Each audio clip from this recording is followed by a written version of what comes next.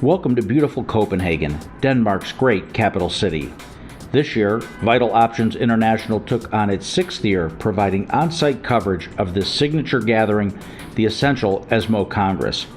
The European Society of Medical Oncology combined the efforts of the most important European oncology professionals with the aim of improving prevention, diagnosis, treatment, and care of cancer patients. Well, the timing could not have been better. From new therapies and integrated cutting-edge technologies to the enduring role of the patient advocacy organizations, this ESMO gathering represented the finest that the oncology community has to offer.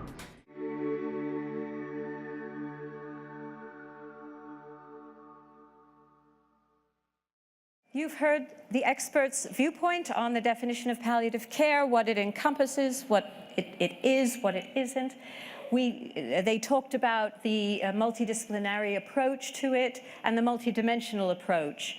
And also, you brought up, Jennifer, the tricky issue of terminology, which I think is so important because as a patient, you hang on every single word that you're told in that appointment. And I do remember, it's a personal experience when our neurosurgeon said to my husband and I, and my son who had a brain tumor, all we can offer you is palliative care.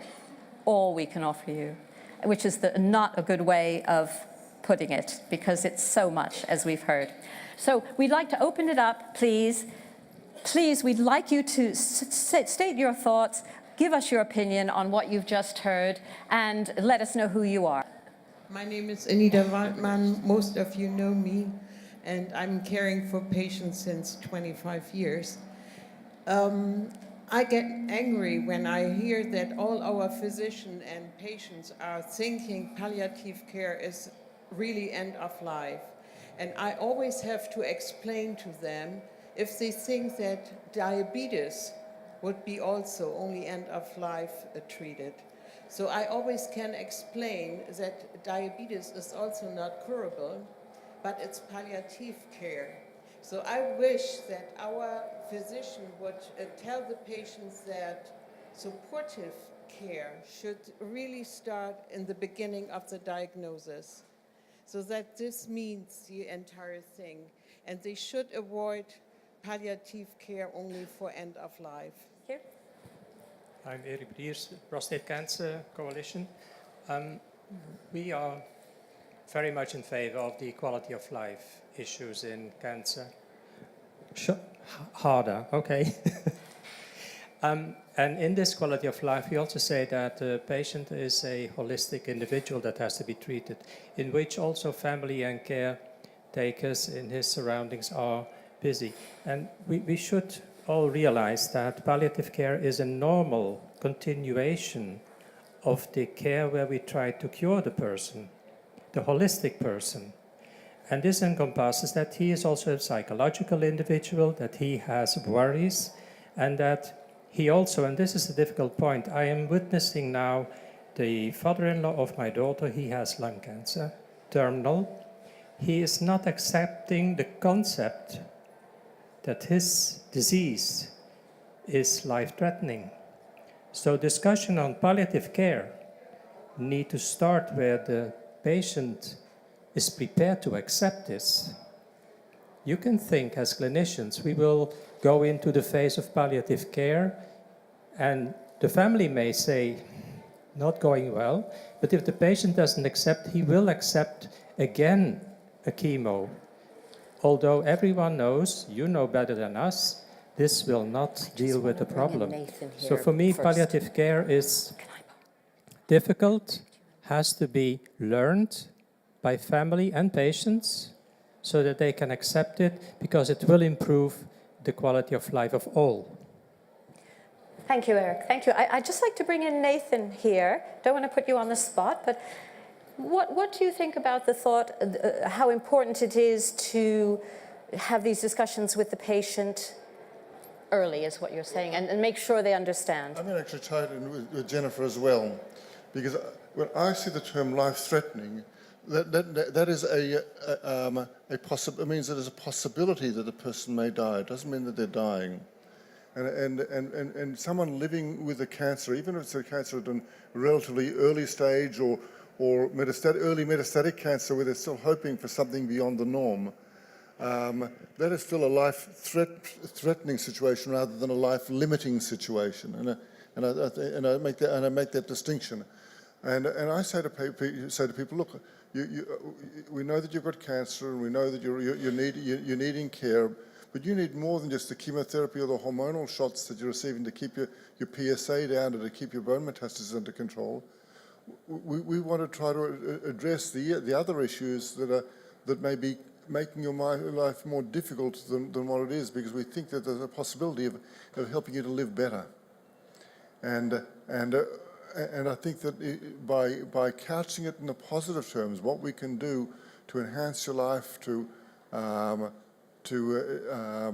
improve your level of physical and emotional function, then that's it's a positive spin that it's actually very difficult to say, no, I don't want that.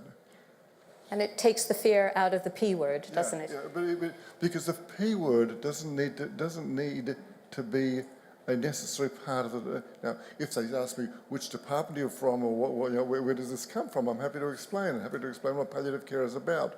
But I don't need to go into I'm not selling palliative care. I'm selling interventions to improve quality of life. I'm Dr. Bhattacharya. I'm from India. Okay, welcome.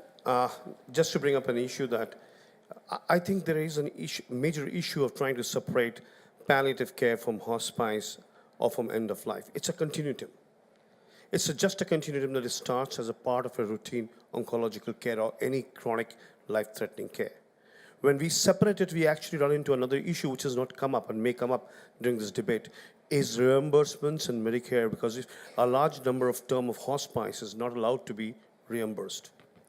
So that becomes a major issue. So that's why we have to maintain that continuum. By trying to dichotomize and institutionalize terms separately, actually we create the fear ourselves among the patient. So I think palliative care is an integrated part, as Nathan brought out, of oncological care, need not be separated and come and say that I am from the palliative care department. It has to be in the continuous process till the end of life, in fact, going even beyond that once the patient is over for the bereavement process. Ananda Plata from Myeloma Patients Europe. So I was working in an ethics committee of a hospital for quite some time on the board, and what we saw through a survey to clinicians and oncologists was that they had a feeling of failure of the treatment, that they hadn't been able to treat the patient correctly, and that palliative care for them was a feeling of having been unsuccessful as a professional. So what we tried to do, we had a huge debate within the group how we could correct that and how we could make them understand that it should be part of the whole. And they came to an agreement, and it did work, which was that you talked about that at the first contact with the patient. It was a bit like discussing I was Googling the term now, the patient provision. So things that you need to discuss, it's a bit like signing an agreement. You sign an agreement when everything is fine, because otherwise afterwards it gets ugly and you don't really know how to face that. And it's a bit the same with palliative care. That's my opinion. My name is Gerard van Noord-Mersen. I'm chairman of the Dutch GIST patient group. I'd like to come back to the comment made by a guest from India. He mentioned that the care should be a continuum, and I very much agree with that. And in line with that, Nathan said in his first remarks that the care should be seamless, and I would like that to be the case, but in my experience, it often is not the case. I've seen many examples where when the disease progresses and there is not really an option for further treatment, then just the oncology care stops and the patient is lost. And that's in a crucial moment when the patient has to accept that he is going to die. I think this seamless care is very, very important. And just in that phase, often there is no care.